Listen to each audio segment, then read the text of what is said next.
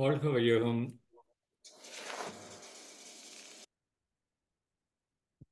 வாழ்க வையகம். வாழ்க வளமுடன். குரு வாழ்க. குருவே துணை.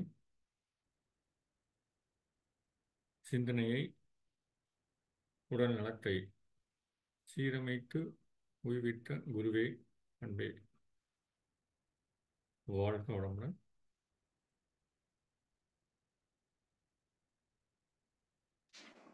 வாழ்க வளமுடன். அண்ணா ஒரே நிமிஷம் மன்னிக்கணும் நடுவில் பேசுறதுக்கு. நண்பர்களே, ஒரு செய்தி சொல்லணும்னு நினச்சேன், மறந்துட்டேன். அதாவது இப்போ அண்ணா அவங்க இப்போ தான் ஒரு 10 நாள் விபாசனா போயிட்டு வந்திருக்காங்க. நேற்று தான் வந்தாங்கன்னு நினைக்கிறேன். அதுக்கு முன்னாடி ஒரு 10 நாள் போனாங்க. அதுக்கு முன்னாடி ஒரு 10 நாள் போனாங்க. எதுக்காக சொல்ல வர்றேன் அப்படின்னா, அவங்க ஆன்மீக பயணம் எந்த அளவுக்கு ஆழமாக இருக்குது அப்படிங்கிறத ஒரு புரிதலுக்காக நான் இந்த விஷயத்த சொல்கிறேன். அவங்க முதல்ல நல்லா சிந்திக்கக்கூடிய தன்மை இயற்கையில் இருக்குது. அது கூட இப்போ நிறையா புத்தருடைய தத்துவம், ஓஷோவுடைய தத்துவம், முன்ன பல ஞானிகளுடைய தத்துவத்தையும் கேட்டு முழு நேரமாக அதிலேயே ஈடுபட்டு அந்த ஞானத்தை நோக்கிய பயணத்தில் இருக்காங்க. அதனால் இந்த உரை நிச்சயமாக நமக்கு ஒரு ஆழமான உணர்வை, புரிதலை கொடுக்கும்னு நினைக்கிறோம். ஆனால் அவங்கள மீண்டும் வாழ்த்தி இந்த சிந்தனையை கொடுக்குமாறு அன்போடு கேட்டுக்கொள்கிறோம். வாழ்க வளமுடன். வாழ்க வளமுடன்.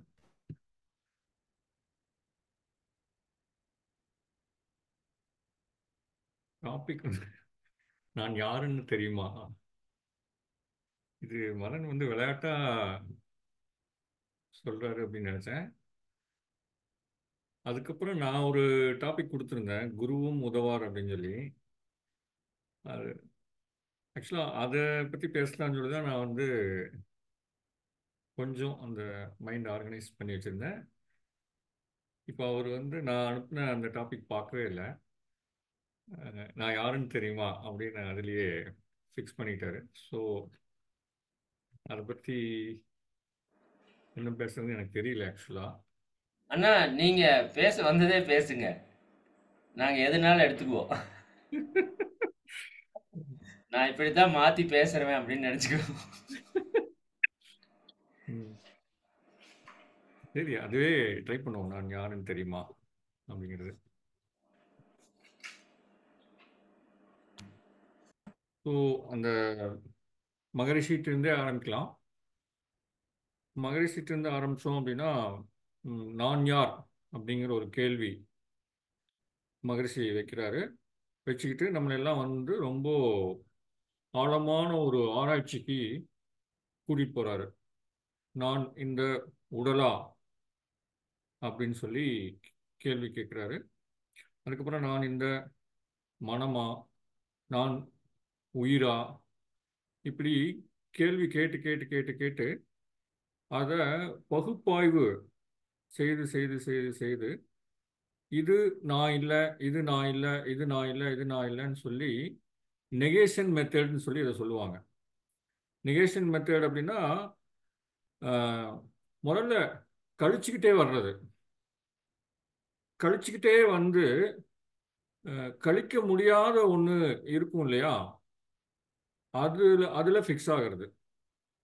ஏன்னா எது நான் அப்படின்னு பார்க்கறதுக்கு பதிலாக எது நான் இல்லை அப்படின்னு பார்த்துக்கிட்டே வந்தோம் அப்படின்னா, அது கழிச்சுக்கிட்டே வந்தோம் அப்படின்னா கடைசியில் ஒன்று இதுக்கு மேலே பகுக்க முடியாது. எப்படி இறை துகள் அது கடைசியாக நிற்கிது. அதுக்கப்புறம் அதுக்கு முன்னாடி வெட்ட வெளின்னு வந்துடுது இல்லையா.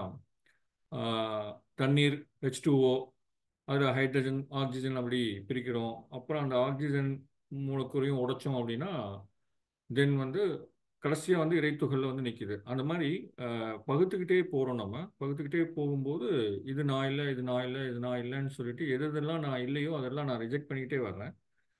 ரிஜெக்ட் பண்ணிக்கிட்டே கடைசியில் ரிஜெக்ட் பண்ண முடியாமல் ஒன்று நிற்கிறது நான். அது மகரிஷி அந்த அறிவு தான் நான் அப்படின்னு சொல்லி அதில் முடிக்கிறாரு. ஆனால் ஒரு விதத்தில் பார்த்தீங்கன்னா இது இது ஆரம்பத்தில் உதவும். அதாவது இது வந்து ஒரு இன்டலெக்சுவல் எக்ஸ்ப்ளோரேஷன், ஒரு அறிவுபூர்வமான ஒரு அஹ், தேடல். இது ஓரளவுக்கு உதவும். இது இருக்கணும். இதுக்கப்புறம் தான் வந்து உணர்வுபூர்வமா அனுபவபூர்வமான ஒரு விஷயத்துக்கு நம்ம வந்து வர முடியும். அப்போ முதல்ல நான் எதெல்லாம் நான் இல்லை அப்படிங்கிறத ரிஜெக்ட் பண்ணலாம். அப்படி ரிஜெக்ட் பண்ணும்போது இந்த இப்போ மதன் சொன்ன அந்த டாபிக்ல அந்த கேள்வி என்னன்னா, நான் யாருன்னு தெரியுமா? இப்போ நான் யாருன்னு தெரியுமா அப்படின்னா ஒரு பாட்டு கூட இருக்குது, நான் யாரு, நான் யாரு அப்படின்னு ஒரு பாட்டு. இந்த மாதிரி வந்து எல்லாருமே வந்து நம்மளை பற்றி ஏதாவது ஒரு ஐடியாவை, ஒரு இமேஜை ஃபிக்ஸ் பண்ணி வச்சுக்கிட்டு அதுதான் நான் நினச்சிக்கிட்டு, நான் யாருன்னு தெரியுமா, எனக்கு என்ன இன்ஃப்ளூயன்ஸ்னு தெரியுமா அப்படின்னு நம்ம வந்து பேசிக்கிட்டே இருக்கிறோம். இப்படி சொல்லக்கூடிய நான் அப்படிங்கிறது என்ன அப்படின்னா, தன்முனைப்பு அப்படின்னு மகரிஷி சொல்றாரு. தன்முனைப்பு. தன்முனைப்பு எதனால் வருது அப்படின்னு பார்க்கும்போது நமக்கு எல்லாருக்கும் தெரியும். ம், நான் என்ற அதிகாரப்பற்று, எனது என்ற பொருட்பற்று, இது ரெண்டும் சேர்ந்ததான் வந்து தன்முனைப்பு அப்படின்னு சொல்றோம். நான் என்ற அதிகாரப்பற்று, நான் சொல்லதை எல்லாரும் கேட்கணும், நான் தான். அந்த ஒரு படத்துல சொல்லுவாங்க இல்லையா, கல்யாண வீடா இருந்தா நான் தான் மாப்பிள்ளையா இருக்கணும், கண்டலன்ஸ் வீடா இருந்தா நான் தான் குணமா இருக்கணும், அப்படிங்கிற மாதிரி நான் நான் சொல்றதை எல்லாரும் கேட்கணும், என்னுடைய அதிகாரத்துக்கு எல்லாரும் கட்டுப்பட்டு இருக்கணும் அப்படிங்கிற ஒரு நான். அதுக்கப்புறம் வந்து அந்த நான் வந்து எக்ஸ்டெண்ட் ஆகுது. அது கொஞ்சம் விரிவடைஞ்சு எனது அப்படின்னு. ஸோ இது எனது வீடு, எனது வாகனம், எனது மனைவி, எனது கணவன், எனது பிள்ளைகள், எனது நாடு, இப்படி அந்த நான் வந்து எக்ஸ்டெண்ட் ஆகி எல்லாமே எனது எனது எனதுன்னு சேர்த்துக்கிட்டே போகுது. அப்படி சேர்த்துக்கிட்டே போகும்போது இந்த நான் என்ற அதிகாரப்பற்று, எனது என்ற பொருட்பற்று, இது ரெண்டும் சேரும்போது தான் அந்த 6 பிள்ளைகள் பிறக்கிறதா மகரிஷி சொல்றார். பேராசை, சினம், கடும்பற்று, முறையற்ற பால் கவர்ச்சி, உயர்வுதாழ் மனப்பான்மை, வஞ்சம். இந்த 6ஓட வந்து நம்ம அடையாளப்பட்டுக்கிட்டு இந்த 6 பிறந்த அந்த நான் எனது, அதுதான் வந்து நான் வந்து நினச்சிக்கிட்டு இருக்கேன். பட் ஆக்சுவலாக உள்ள ஆராய்ச்சி பண்ணி பார்த்தோம் அப்படின்னா, ரமண மகரிஷியினுடைய நான் யார், அதில் அவர் என்ன சொல்லுவார்னா, எந்த ஒரு டவுட் அவர்கிட்ட கொண்டு போய் எனக்கு இந்த மாதிரி எண்ணங்கள் வருது, எனக்கு இந்த மாதிரி ஆஹ், இதெல்லாம் வருது அப்படின்னு கேட்கும்போது அவர் சொல்லக்கூடிய ஒரே பதில், ஸ்டாண்டர்டான ஒரு பதில் என்ன அப்படின்னா, இது யாருக்கு வருதுன்னு பாரு அப்படின்னு சொல்லுவார். இந்த யாருக்கு வருதுன்னு பாரு அப்படின்னு சொல்லி அதோட அந்த இதை வந்து முடிச்சுட்டுவாரு. அந்த யாருக்கு வருதுன்னு பாருங்கிறது நம்ம உள்ள திரும்பி, எனக்கு இந்த எண்ணமெல்லாம் வருது, எனக்கு பேராசை வருது, சினம் வருது, யாருக்கு வருது அப்படின்னு கண்ணை மூடி கொஞ்சம் உள்ளுக்குள்ள போய் போய் போய் போய் போய் பார்த்தோம் அப்படின்னா, உண்மையிலேயே வந்து அந்த யாருமே இருக்க மாட்டாங்க. அங்க அந்த நான் ஒன்னே வந்து கிடையாது. இது எல்லாமே வந்து செயற்கையாக நாம் ஏற்படுத்தி கொண்ட அடையாளங்கள். அந்த நான் எனது அப்படிங்கிறது எல்லாமே வந்து செயற்கையாக நம்ம அப்படி ஒன்று வந்து இல்லவே இல்லை. ஆனால் அது வந்து ஒரு கன்வீனியன்ஸ் பர்பஸ்க்காக வந்து நமக்கு தேவைப்படுது. ஒரு சமுதாயத்தில் நம்ம வந்து வசதியாக வாழணும், ஈஸியாக வாழணும் அப்படின்னா, இப்போ என் பேர் குரு ராகவேந்தர், ஒரு பேர் மதன், அப்படிங்கிற ஒரு அடையாளங்கள் வந்து கட்டாயமாக வந்து தேவைப்படுது. ஒரு 10 பேர் தூங்கிட்டு இருக்காங்க, அவங்க தூங்கிட்டு இருக்கும்போது முருகன் நீங்கள் வாங்க அப்படின்னு சொல்லும்போது அந்த முருகன் எந்திரிச்சு வரணும் அப்படின்னா அவருக்கு ஒரு பேர் வந்து தேவைப்படுது, அவருக்கான ஒரு அடையாளம் தேவைப்படுது, ஒரு ஆதார் கார்டு தேவைப்படுது, ஒரு பாஸ்போர்ட் தேவைப்படுது.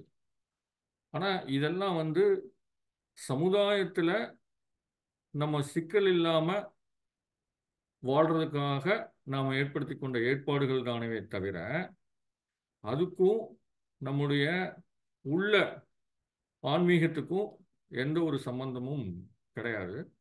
ஆனால் அப்படி வெளியில் ஏற்படுத்தி கொண்ட அந்த அடையாளங்களை நான் நினச்சிக்கிறேன். என் பேர் வந்து குரு ராகவேந்திரன், நான் என்ன படிச்சிருக்கிறேன், நான் என்ன தொழில் செய்கிறேன், நான் இந்த ஜாதியை சார்ந்தவன், இந்த மதத்தை சார்ந்தவன், இந்த நாட்டை சார்ந்தவன், இது என்னுடைய கொள்கை, இது என்னுடைய கோட்பாடு, நான் இப்படி தான் இருப்பேன்.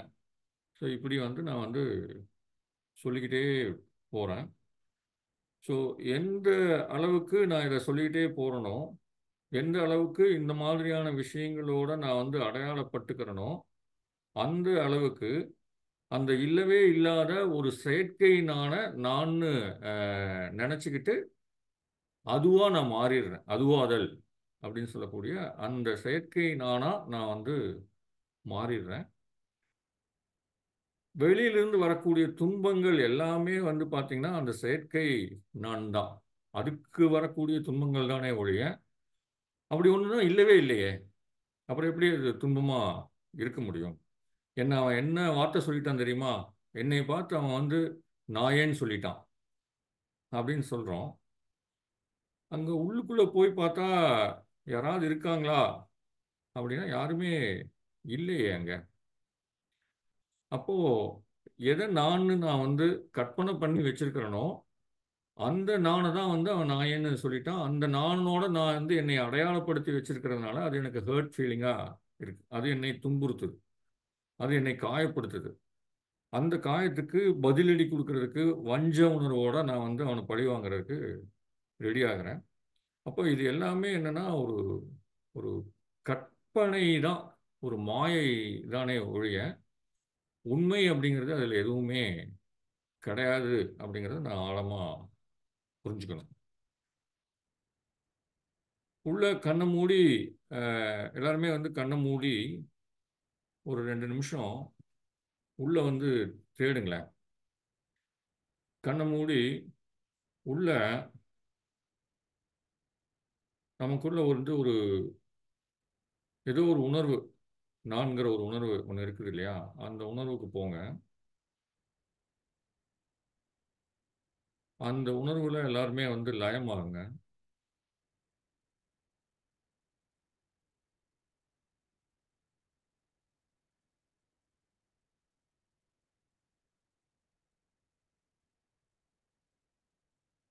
மனதை ஓட்ட வேண்டாம். மனதை ஓட்டுனா அது நிறைய ஓடும், நிறைய எண்ணங்கள் ஓடும்.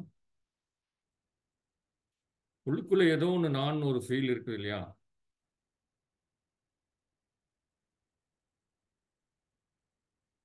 அதுக்குள்ள போங்க.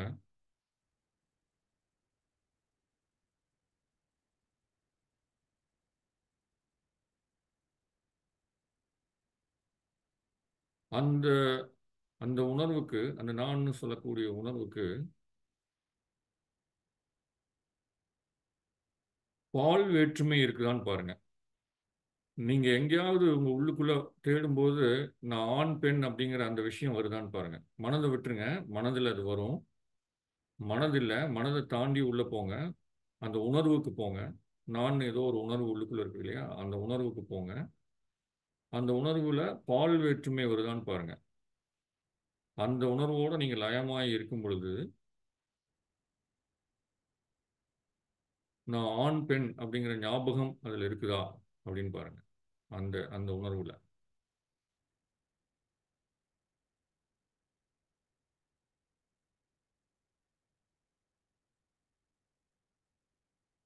உங்களுடைய வயது ஏதாவது அதுல தெரியுதான்னு பாருங்க.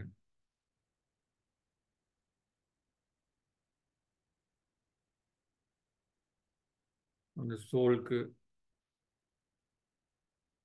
அது ஆக்சுவலாக நோ செல்ஃப். பட் இப்போதைக்கு அதை புரிதலுக்காக சோல்னு வச்சுக்கலாம். ஆஹ் அந்த உள்ள அந்த உணர்வு, சோல்னு சொல்லப்படக்கூடிய அந்த உணர்வுக்கு வயது ஏதாவது தெரியுதான்னு பாருங்க. அதுக்கு ஜாதி ஏதாவது இருக்குதான்னு பாருங்க. அதுக்கு மதம் இருக்குதான்னு பாருங்க. அதுக்கு ஏதாவது பிரஸ்டீஜ் இருக்குதான்னு பாருங்க. கௌரவம்.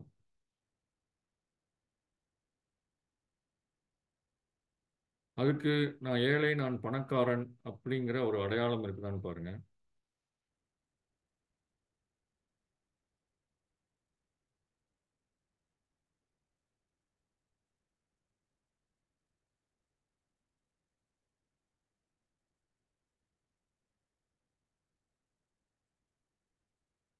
அதுக்குன்னு ஏதாவது கொள்கை, ஏதாவது கோட்பாடுகள் ஏதாவது இருக்குதான்னு பாருங்க.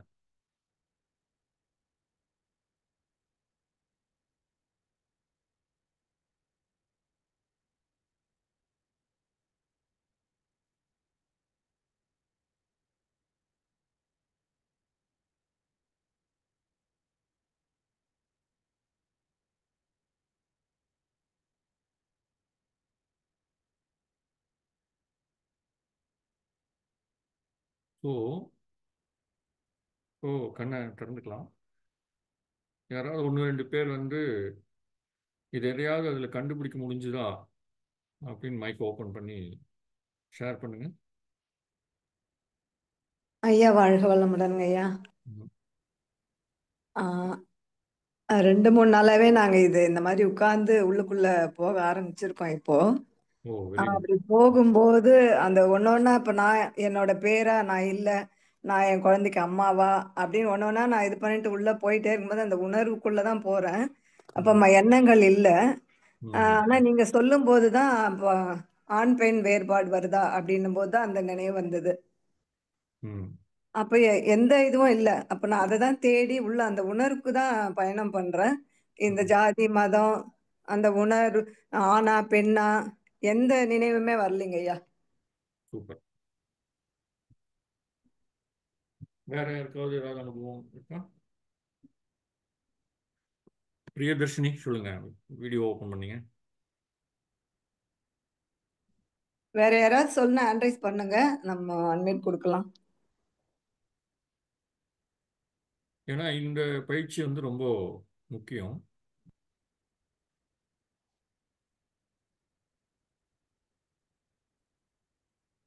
அன்பர்கள் வேற யாராவது நீங்க சொல்லணும்னு விருப்பப்பட்ட அட்வைஸ் பண்ணுங்க. உங்களுக்கு அன்மியூட் கொடுக்குறோம், நீங்க ஐயாக்கு பதில் சொல்லலாம்.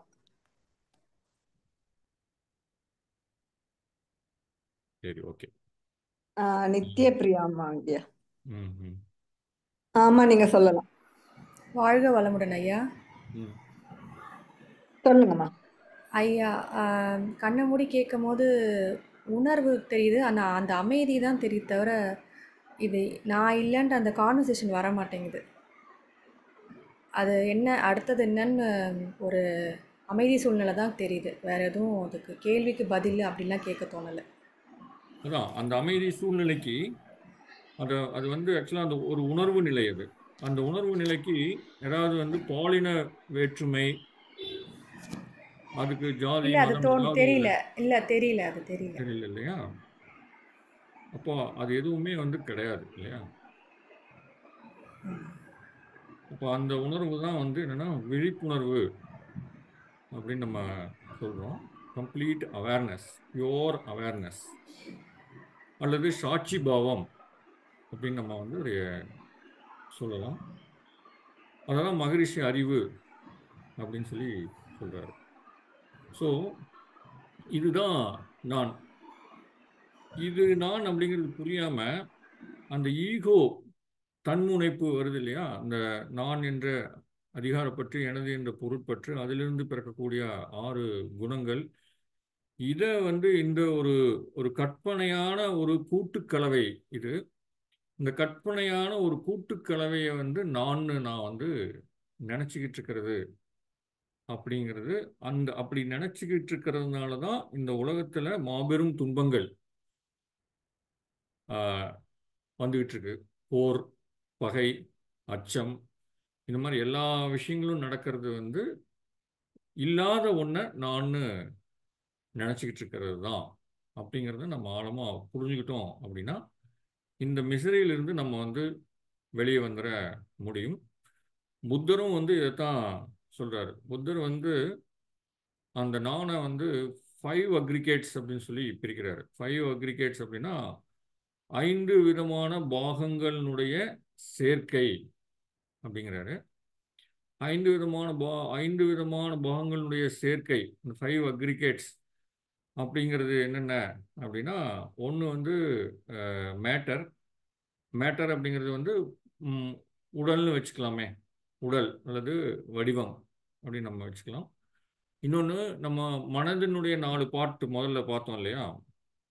இந்த 4 பார்ட் முதல்ல விஞ்ஞானா, ஆஹ், அதுக்கப்புறம் சன்யா, அதுக்கப்புறம் வேதனா, அதுக்கப்புறம் சங்காரா. இந்த 4 விஷயங்கள். ஸோ ஃபஸ்ட்டு வந்து மேட்டர், விஞ்ஞானா, சன்யா, வேதனா, சங்காரா. இந்த 5 விஷயங்களினுடைய சேர்க்கையை தான் வந்து நான் நான் நான் அப்படின்னு வந்து நம்ம நினச்சிக்கிட்டே இருக்கிறோம். இந்த 5 விஷயங்கள் என்னங்கிறது நம்ம இதுக்கு முதல்ல ஒரு வகுப்பில் நம்ம பார்த்துருக்குறோம். இருந்தாலும் சுருக்கமாக சொல்லிடுறேன். மேட்டர் அப்படிங்கிறது வந்து ஃபிசிக்கல் மேட்டர். ஃபிசிக்கல் மேட்டருங்கிறது இந்த பரு உடல்னு எடுத்துக்கலாம். நம்ம இந்த பரு உடல் நான் வந்து நினச்சிக்கிட்டு இருக்கிறேன். இந்த பரு உடல் ஒன்று. இன்னொன்று வந்து மனது தான். உடல் மனம் இது ரெண்டினுடைய சேர்க்கை தான் வந்து நான் நினச்சிட்டு இருக்கிறேன். ஆனால் அந்த மனதை வந்து 4ஆக பிரிக்கிறார் புத்தர். 4ஆக பிரித்து அதில் ஒன்று வந்து விஞ்ஞானா. விஞ்ஞானாங்கிறது வந்து கான்சியஸ்னஸ். இந்த கான்சியஸ்னஸ் அப்படிங்கிறது வந்து உள்ளுக்குள்ளே வந்து ஒரு கான்சியஸ்னஸ் இருக்குது. அந்த கான்சியஸ்னஸ் வழியாக 6 ஆப்ஜெக்ட், 6 சென்ஸ் டோர்ஸ் இருக்குது. 6 வாயில்கள், 6 நுழைவாயில்கள் இருக்குது. அந்த 6 நுழைவாயில்கள் என்னென்ன அப்படின்னா, 5 புலன்கள்: தோல், நாக்கு, மூக்கு, கண்கள், காதுகள். இந்த 5 புலன்கள் ப்ளஸ் மனம். இந்த 6ம் தான் வந்து நுழைவாயில். எதுக்கு நுழைவாயில் அப்படின்னா, வெளியிலிருந்து ஒரு பொருள் உள்ளே நுழைவதற்கான நுழைவாயில் தான் இந்த 6 டோர். ஸோ இந்த 6 நுழைவாயில் இருக்குது. காதில் ஏதாவது ஒரு சவுண்டு கேட்டுச்சு அப்படின்னா உடனே வந்து அந்த காதுக்குரிய விஞ்ஞானம் ஆக்டிவேட் ஆகுது. இயர் கான்சியஸ்னஸ்ன்னு அதை சொல்லுவோம். காதுக்குரிய அந்த சென்ஸ் டோர் ஆக்டிவேட் ஆகுது. அந்த கான்சியஸ்னஸ் ஆக்டிவேட் ஆகுது. இந்த சவுண்டு கேட்குது அப்படின்னு சொல்லி. கண்ணில் ஏதாவது வந்து ஒரு வெளிச்சமோ ஒரு வடிவமோ பட்டுச்சு அப்படின்னு சொன்னோன்னா ஐ கான்சியஸ்னஸ் வந்து ஆக்டிவேட் ஆகுது. ஒரு ஸ்மெல் வந்தோன்னா மூக்குக்குரிய கான்சியஸ்னஸ் ஆக்டிவேட் ஆகுது. ஒரு டேஸ்ட் பட்ட உடனே நாக்குக்குரிய கான்சியஸ்னஸ். தோல் ஏதாவது பட்டணும்னா தோலுக்குரிய கான்சியஸ்னஸ் ஆக்டிவேட் ஆகுது. இந்த 5 புலனுமே நம்ம வந்து க்ளோஸ் பண்ணி வச்சா கூட மனதிலிருந்து ஒரு எண்ணம் தோன்றும். அந்த மனதிலிருந்து தோன்றக்கூடிய எண்ணம் அதுவும் வந்து ஒரு சென்ஸ் டோர் தான். ஒரு ஆப்ஜெக்ட் நுழையிறதுக்கான ஒரு நுழைவாயில் தான். இந்த 6 வழியா ஏதாவது ஒன்று ஒரு ஆப்ஜெக்ட் வந்து உள்ள வந்துக்கிட்டே இருக்கும். மொமெண்ட் டு மொமெண்ட், ஒவ்வொரு கணமும் இந்த 6 நுழைவாயில்கள் வழியாக ஏதோ ஒன்று வந்து வந்துக்கிட்டே இருக்குது. ஸோ இது வந்து விஞ்ஞானா. அடுத்து வந்து சன்யா. சன்யா விஞ்ஞானா அப்படிங்கிறது காக்னைஸ் பார்ட்டு. இது வந்திருக்குது அப்படின்னு வந்து அது சொல்லும். சன்யா வந்து இது என்ன வந்திருக்குது, இது நல்லதா கெட்டதா அப்படிங்கிறத ஏற்கனவே வந்து எனக்குள்ள பதிஞ்சிருக்கிற கண்டிஷன்ஸை வச்சு, என்னுடைய பாஸ்ட் எக்ஸ்பீரியன்ஸ், கடந்த கால அனுபவம், நான் எப்படி வளர்க்கப்பட்டிருக்கிறேன், என்னுடைய எந்த கலாச்சாரத்தில் வளர்க்கப்பட்டிருக்கிறேன், என்னுடைய வளர்ப்பு முறை எப்படி இருக்குது, இது எனக்கு என்ன விதமான கல்வி போதிக்கப்பட்டிருக்கிறது, இதெல்லாத்தையும் வச்சு வெளியிலிருந்து வந்த ஒரு ஆப்ஜெக்டை எடை போட்டு, ஒரு சவுண்டு வந்துச்சு அப்படின்னா அந்த சவுண்டை வந்து எடை போட்டு இது நல்லது கெட்டது அப்படின்னு பிரித்து ஒரு அடையாளப்படுத்தி கொடுக்கும். இது நல்லது இது கெட்டதுன்னு எடை போட்டு கொடுக்கும். அப்படி எடை போட்டு கொடுக்கறது தான் வந்து சன்யா அப்படிங்கிறது. பெர்செப்ஷன் அப்படின்னு இதை வந்து ஆங்கிலத்தில் சொல்கிறோம், பெர்செப்ஷன் அப்படின்னு. ஸோ இப்படி எடை போட்டு கொடுத்த உடனே அது அது சார்ந்து ஒரு ஒரு வேதனா வந்து உருவாகும். ஒரு வேதனானா ஒரு சென்சேஷன், ஒரு உணர்ச்சி வந்து உருவாகும். அந்த உணர்ச்சி அப்படிங்கிறது வந்து இந்த சன்யா வந்து நல்லதுன்னு எடை போட்டு கொடுத்துருந்தது அப்படின்னா அங்கே வந்து ஒரு இன்ப உணர்ச்சியும், கெட்டது அப்படின்னு எடை போட்டு கொடுத்துருந்ததுன்னா அங்கே ஒரு துன்ப உணர்ச்சியும் உருவாகும். இது உடல் ரீதியாகவே வந்து இந்த உணர்ச்சி வந்து உருவாகும். நல்ல உணர்ச்சி அல்லது கெட்ட உணர்ச்சி. இதைத்தான் வந்து வேதனா அப்படிங்கிறோம். வேதனா அப்படின்னா வந்து துன்பம்னு நினச்சக்கூடாது. வேதனா அப்படின்னா அது நல்ல உணர்ச்சியாக இருந்தாலும் வேதனா தான், கெட்ட உணர்ச்சியாக இருந்தாலும், அதாவது ப்ளசன்ட் சென்சேஷனாக இருந்தாலும் அது வேதனா தான், அன்பிளசன்ட் சென்சேஷனாக இருந்தாலும் அது வேதனா தான். இந்த வேதனா ஒன்று வந்த உடனே அடுத்தது வந்து சங்காரா. சங்காராங்கிறது ரியாக்ஷன், எதிர்வினை. ஸோ அந்த அந்த சங்காரா, இந்த இந்த கெட்ட உணர்ச்சி வந்த உடனே என்ன இப்படி இந்த பாட்டை போய் போட்டிருக்காங்க அப்படின்னு ஒரு பாட்டை கேட்ட உடனே இந்த பாட்டை போட்டிருக்காங்க அப்படின்னு நம்ம ஒன்று நினச்சி ஒரு ஒரு கமெண்ட்டை பாஸ் பண்ணுறோம் இல்லையா? ஒரு முகச்சுளிப்பு, ஒரு வெறுப்பு, அதனால ஒரு கமெண்ட்டை பாஸ் பண்றோம் இல்லையா, இதுதான் வந்து சங்காரா.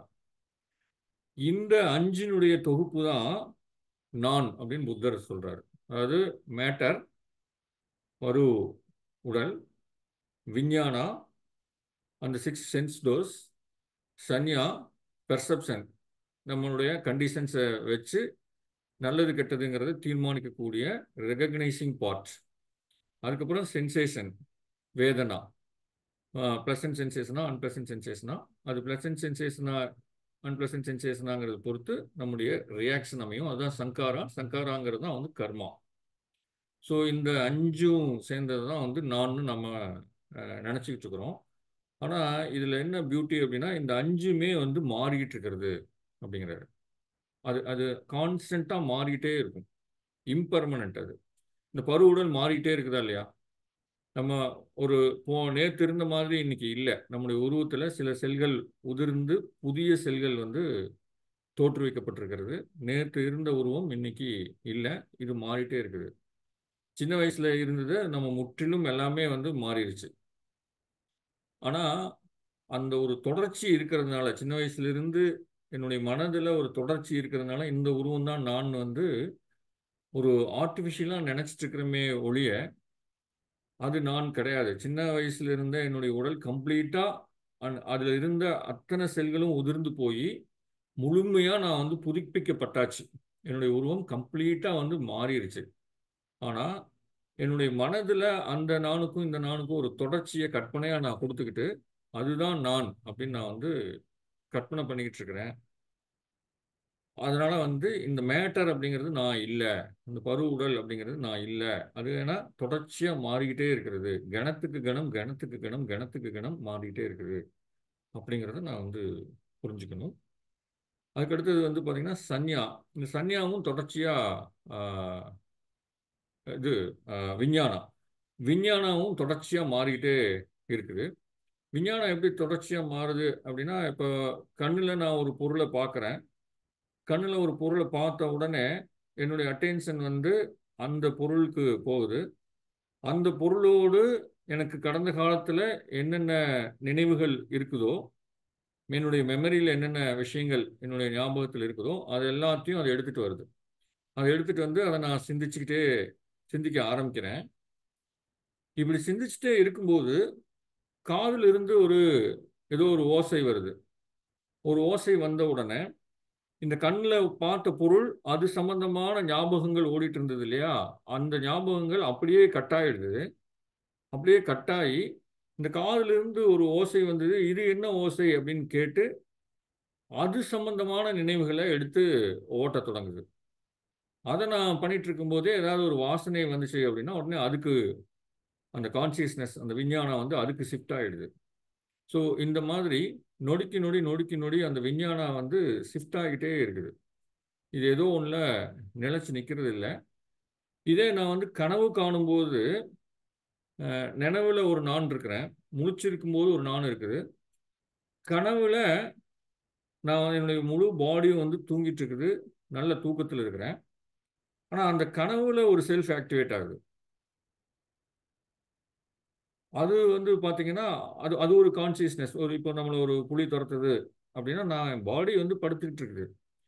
அது துரத்துறது மாதிரியே வந்து ஓடுனா என்னென்னலாம் என் பாடியில் நடக்குமோ, என்னென்ன கெமிக்கல் ரியாக்ஷன்லாம் நான் நடக்குமோ, அந்த கெமிக்கல் ரியாக்ஷன் பூரா நான் வந்து படுத்துட்டு இருக்கும்போதே நடந்து அந்த பயத்தில் வேர்த்து கொட்டுது எனக்கு. ஆனால் பாடி ஒரு இன்ச்சு கூட வந்து நகரவே கிடையாது. அப்போது அந்த கான்சியஸ்னஸ் வந்து ட்ரீம் செல்ஃபாக மாறுது, கனவுல இருக்கக்கூடிய நானாக மாறுது. நனவுல இருக்கக்கூடிய நான் வேற, கனவுல இருக்கக்கூடிய நான் வந்து வேற. அப்போ இந்த விஞ்ஞானா அப்படிங்கிறது நனவுல ஒன்று ஒரு மாதிரி இருக்குது, நனவுலையும் 5 புலன்கள் வழியாக அது போகும்போது ஒவ்வொன்றா ஒவ்வொன்றா ஒவ்வொன்றா மாறிட்டே இருக்குது. அதே மாதிரி நான் தூங்கும்போது அது கனவு நானா மாறுது, அதில் நடக்கக்கூடிய நிகழ்வுகளுக்கு அது ரியாக்ட் பண்ணுது. அப்படிங்கும்போது இந்த விஞ்ஞானாவும் நானா இருக்க முடியாது. அதுக்கடுத்தது சன்யா அப்படின்னு சொல்லக்கூடிய பெர்செப்ஷன், என்னுடைய புரிதல், என்னுடைய பெர்செப்ஷன், என்னுடைய சன்யா, இதுவும் வந்து ஒவ்வொரு நொடிக்கு நொடி நொடிக்கு நொடி நொடிக்கு நொடி மாறிட்டே இருக்குது. நேற்று என்னுடைய புரிதல் வேற, நேற்று ஒரு விஷயத்த தவறு அப்படின்னு நான் நினச்சிருப்பேன். இன்னைக்கு அதே விஷயத்த நான் வந்து சரி அப்படின்னு நினைக்கிறேன். இன்னைக்கு சரின்னு நினைக்கக்கூடிய ஒரு விஷயத்த நாளைக்கு நான் வந்து தவறு அப்படின்னு நினைக்கிறேன். நம்ம வாழ்க்கையில யோசிச்சு பார்த்தோம் அப்படின்னா, நம்ம வளர வளர வளர ஒவ்வொரு நாளும் ஒவ்வொரு நாளும் புதிய புதிய விஷயங்களை நம்ம சேகரிச்சுக்கிட்டே போறோம். அந்த சேகரிப்பை பொறுத்து இந்த புரிதல் அப்படிங்கிறது மாறிக்கிட்டே வருது.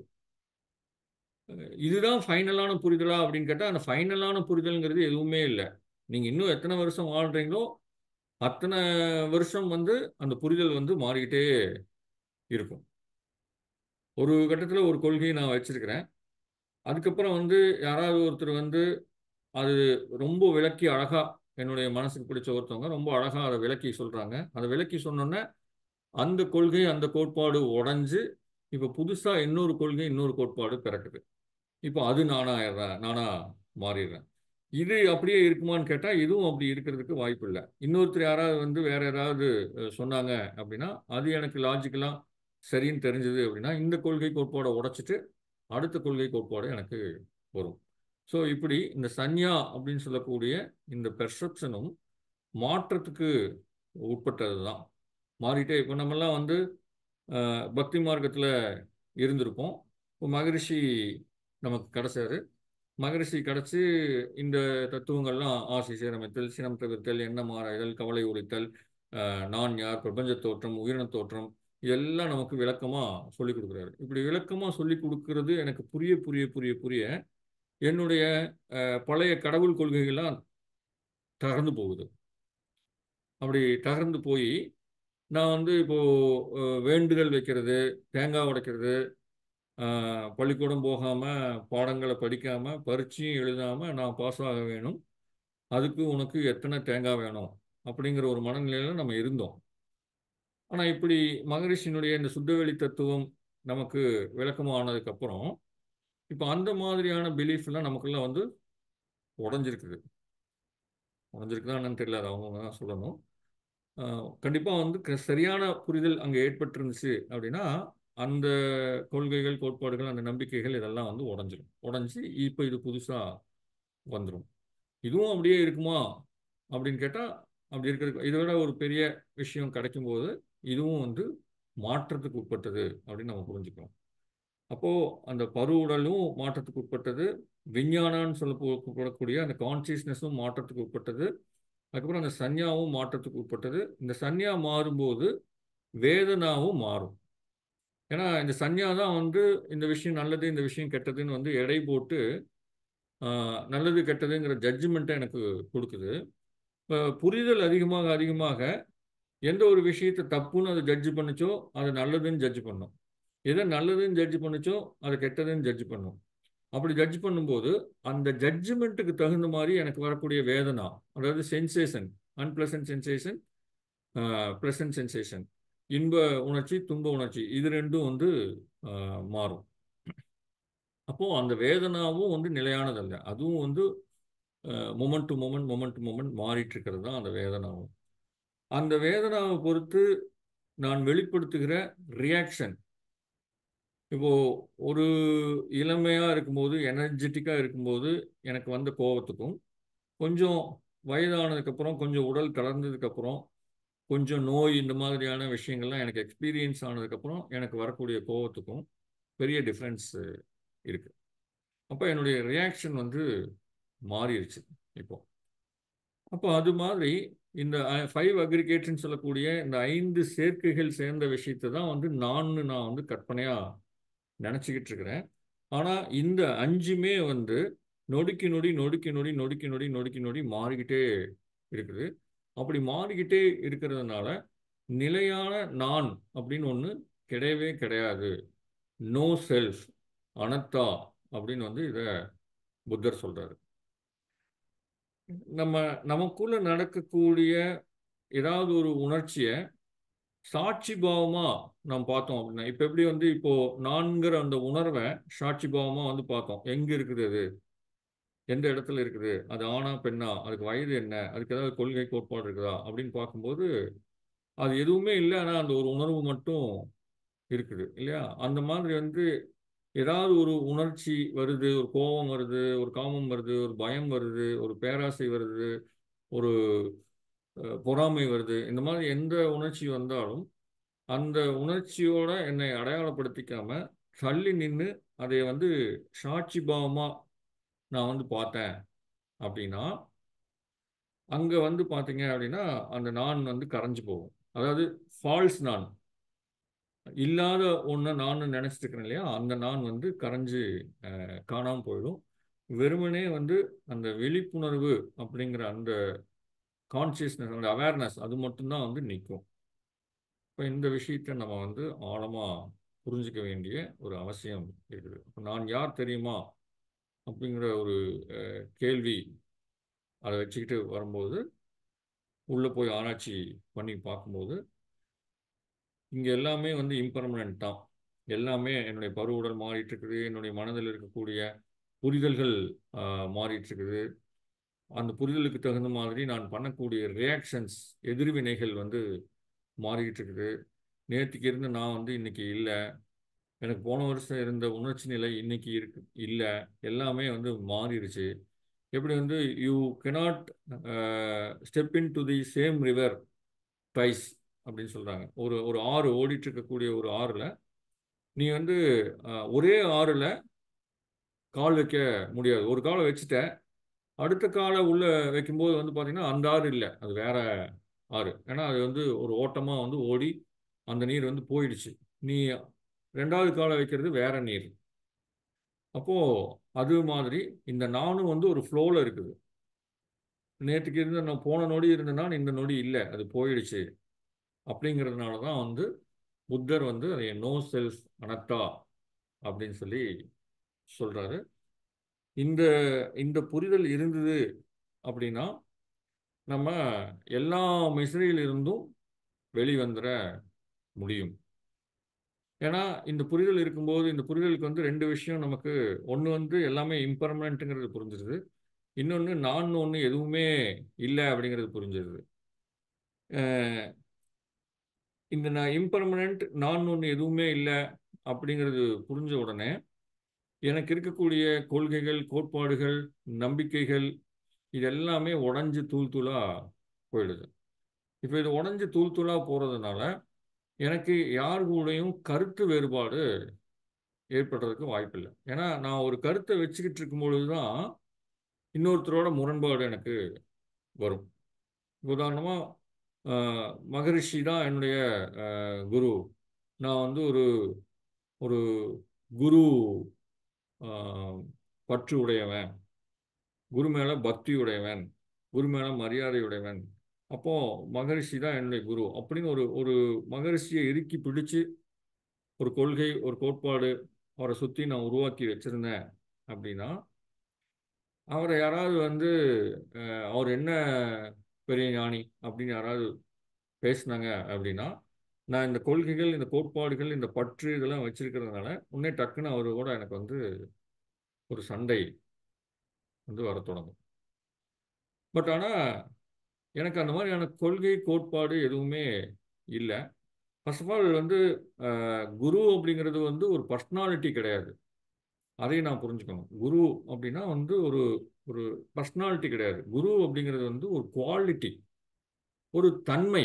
அது அந்த தன்மையில் என்ன இருக்குது, குருவனுடைய தன்மையில் என்ன இருக்குது அப்படின்னு கேட்டால், அன்பு, கருணை, மற்றவர்களுடைய முன்னேற்றத்தில் மகிழ்ச்சி காணக்கூடிய ஒரு குணம், ஒரு ஒரு உள்ள சமநிலை. அதாவது மகரிஷி வந்து நேர்நிறை உணர்வுன்னு சொல்லுவார், ஒரு உள்ள சமநிலை. அது இதெல்லாம் தான் வந்து ஒவ்வொரு குருவிட்டையும் இருக்கக்கூடிய குவாலிட்டிஸ். இந்த குவாலிட்டிஸ் மட்டும்தான் நான் வந்து பார்க்குறேன். இந்த குவாலிட்டிஸ் மட்டும்தான் நான் வந்து அந்த குருவிட்டிருந்து சுவீகாரம் பண்ணிக்கிறேன். அப்போது வேதாத்ரி அப்படின்னா அந்த அந்த வேதாத்ரிங்கிற ஒரு பர்சனாலிட்டியோட நான் வந்து அந்த உருவத்தோட, அந்த பர்சனாலிட்டியோட நான் ஒரு அட்டாச்மெண்ட் வச்சுக்கிட்டு அவருடைய படங்களை வந்து என்னுடைய பாக்கெட்டுக்குள்ளே வச்சுக்கிட்டு அவர் வந்து என்னை காப்பாரு அப்படின்லாம் நான் நினச்சிட்டு இருந்தேன் அப்படின்னா, அதை விட முட்டாள்தனம் வேறு எதுவுமே கிடையாது. அப்போ குருவை நம்ம ஏன் வணங்குறோம் அப்படின்னா, குருவை வணங்கலை, குருங்கிற பர்சனாலிட்டியை வணங்கலை. அந்த குருவிட்ட ஒரு குவாலிட்டி இருக்குது. அன்பு, கருணை போன்ற அந்த குவாலிட்டி இருக்குது.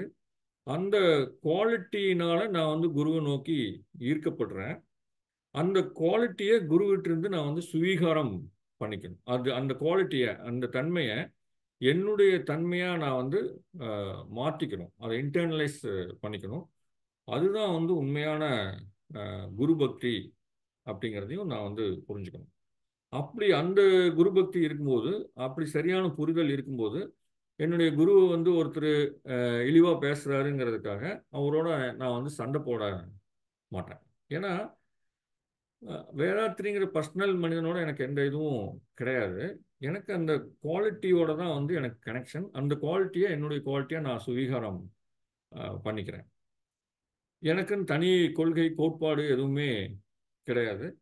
இப்படி வந்து என்னுடைய குருவை இழிவா பேசுனாங்க அப்படிங்கிறதுக்காக நம்ம வந்து சண்டைக்கு போகிறோம் அப்படின்னா, அதுக்கும் ஆஹ், ரஜினி, கமல் ரசிகர்கள், அஜித், விஜய் ரசிகர்கள் ஒருத்தர் விமர்சித்து பேசும்போது கோவப்பட்டு சண்டை போடுறதுக்கும் எந்த ஒரு வித்தியாசமும் கிடையாது. அது அரசியல் தலைவர்கள், அந்த கட்சி தொண்டர்கள் ஒருத்தர் சாடிக்கிறது, அதுக்கும் இதுக்கும் எந்த வித்தியாசமும் கிடையாதுங்கிறத நான் வந்து புரிஞ்சுக்கணும்.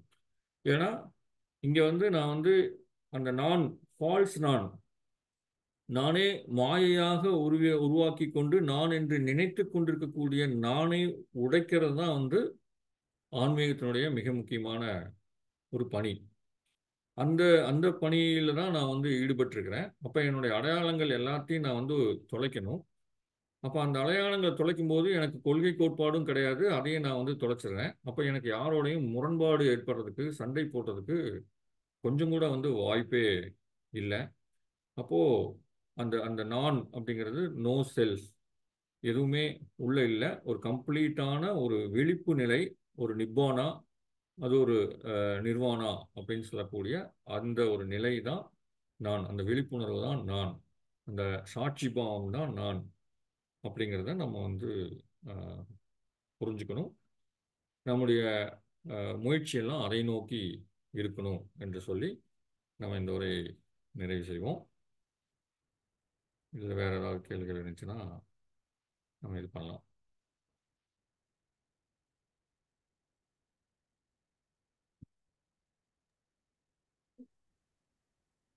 ஐயா சொல்றீங்களாங்க ஐயா? அம்மா இல்லை நீங்கள் நீங்க கம்ப்ளீட் பண்ணுங்க, நான் இருக்கேன். சரிங்க சரிங்க.